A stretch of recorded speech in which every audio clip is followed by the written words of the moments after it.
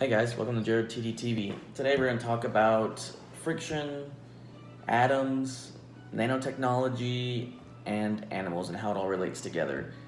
Um, Humans, we know that we have friction, which is based heavily on our gravitational pull to the Earth, um, and force and some stuff like that. But when you're dealing with nanotechnology, things are super duper tiny, and it's kind of hard to determine what the gravitational pull is, or if there even is a substantial amount of it to calculate anything. And we basically use something called stiction in place of fiction, which I'll go ahead and show you kind of where that comes from. So here we have an example of a bond, which is when two atoms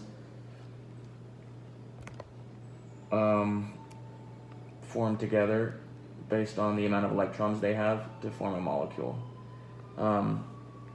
So obviously, sometimes naturally and unnaturally, there are atoms that might have more electrons or less electrons than needed to form a bond with another atom to create a molecule.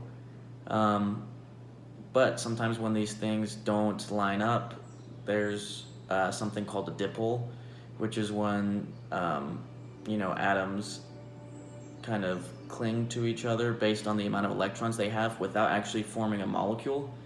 And they kind of use each other temporarily, which is called a fluctuating dipole.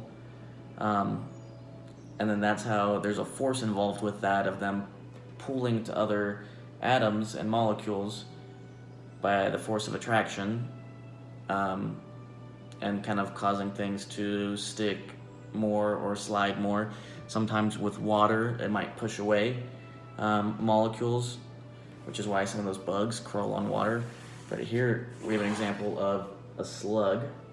A slug generates mucus around its body that can stick to walls or slide or move using the nanotechnology of those electrons pulling and pushing away at certain molecules.